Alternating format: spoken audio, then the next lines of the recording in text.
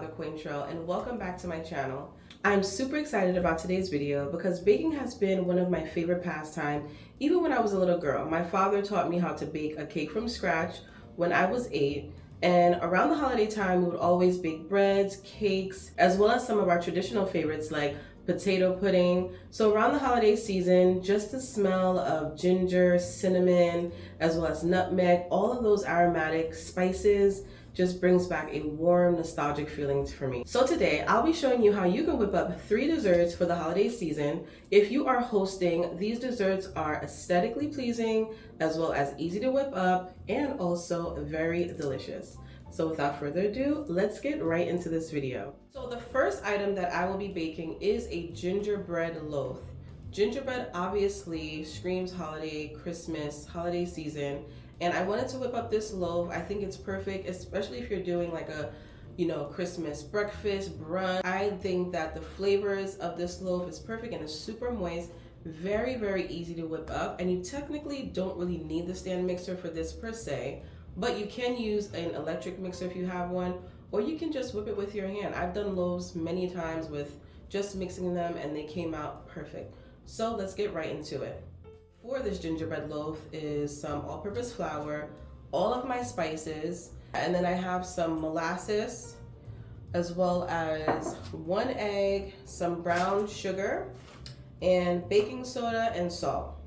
And I also need some, I usually use buttermilk, but today I just have milk, so I'll be using some milk.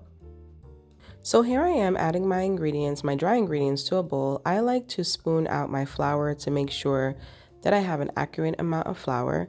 Then I'll add my salt, all of my spices, and then I'll begin whisking my dry ingredients together.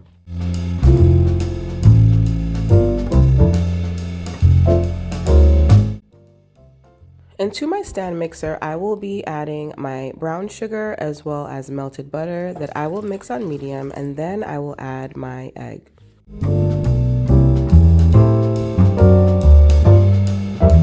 Ingredients are fully combined. I will slowly begin adding in my dry ingredients and mixing just until well combined. And when I'm done, I'll just add little by little here.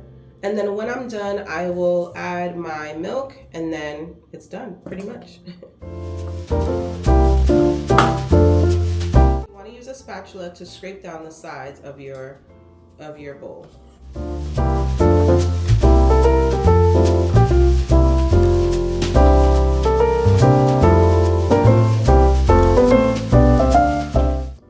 So this is what your batter should look like. For my loaves, I prefer to use a 9 by 13 loaf pan. Don't forget to grease your loaf pan so that your loaf does not burn.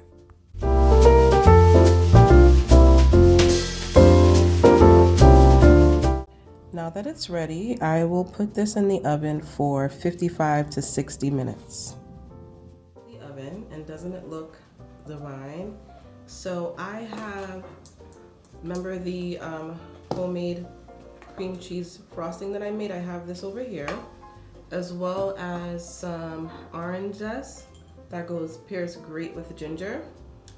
And I also have my holiday platter. So I'll be adding my loaf onto this platter. I purchased this platter last year from Home Goods.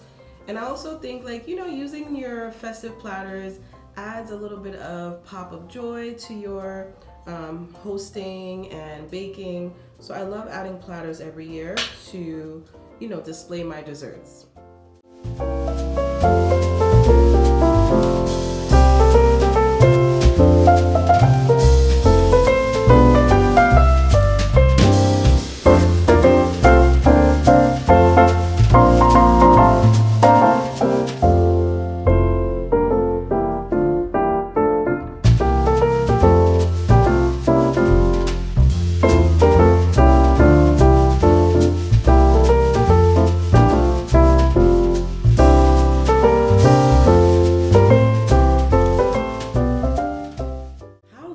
Does this loaf look? It smells even better. The molasses, ginger, clove, the orange lemon zest is the perfect just accompaniment to just create that burst of flavor. This is just so good. You have to try this for this holiday season. Your guests are going to love it. So I'm gonna cut it just so that you see how moist it is on the inside. I mean, just imagine this with some eggnog. So good, guys. Hope you can see, but look at that. Look at how moist that is. So good.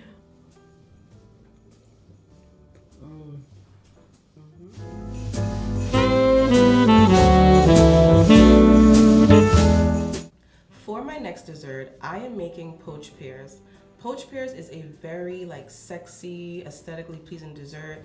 Something that you would think that you would find in like a restaurant. It's super easy and it's also incredibly delicious. Now all you need are a few pantry items like cinnamon sticks, star anise, your whole cloves, as well as I have box pears today. You want to peel your pears and make sure that you cut them a little bit on the bottom so that they're able to sit upright in your plate or your bowl. You let that simmer for a bit, like about 30 minutes, and then you let it cool, and then you add it to your plate with your whipped cream on the bottom, some walnuts. It is so, so good, guys. So let's get right into it. To my Dutch oven, I'll begin adding a cup of water as well as a cup of white granulated sugar. Then I'll add all of my spices like my cinnamon sticks, my whole cloves, as well as some orange peel. Once all of your ingredients are added, you will let this base simmer for about 10 to 15 minutes until the sauce has thickened and you can smell all of those aromatic spices.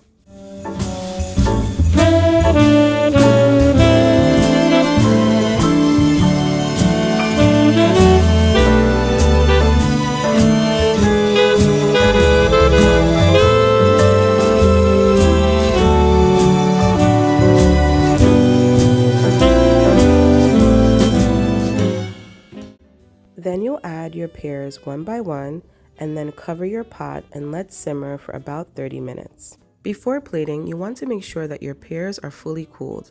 I'll be using my Hughes salad plate and adding my homemade cream cheese frosting to the base of the plate. Once I spread that around, I will then add some chopped pecans. Add my pear standing upright, and for extra flavor, you can add that syrup to pour over the pear into the cream cheese frosting. And then you are done.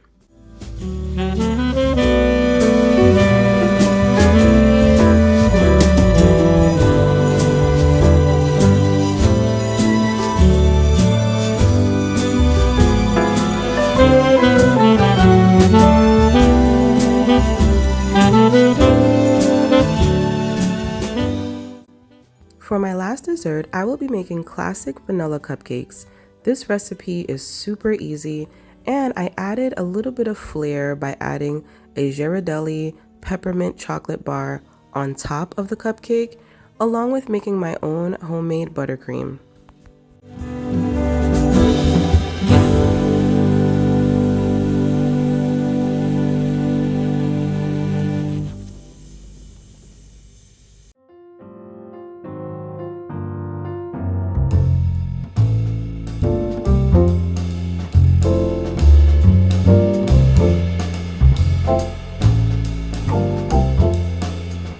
Now that my cupcakes are cooled, I will then add them to these holiday tulip cupcake liners.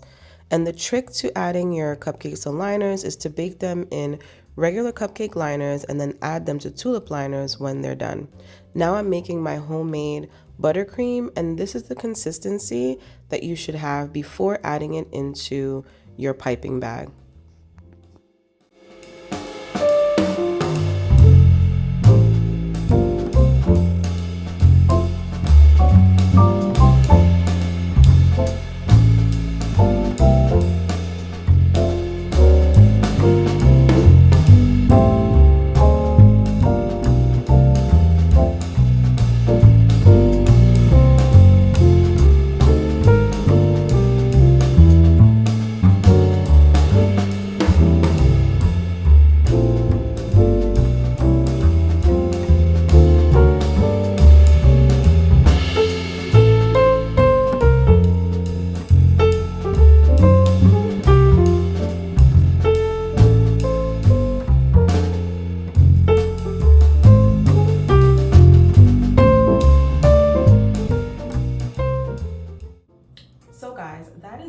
today's video. As always, I truly hope that you enjoyed this video and you enjoyed baking with me today.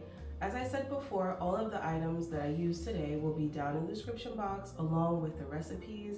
And of course, don't forget to follow me on all of my socials, TikTok, Lemonade, as well as Instagram, where you'll find more shorts and clips of how you can host this holiday season. And until next time, don't forget to hit that subscribe button, and happy holidays, guys, and happy baking.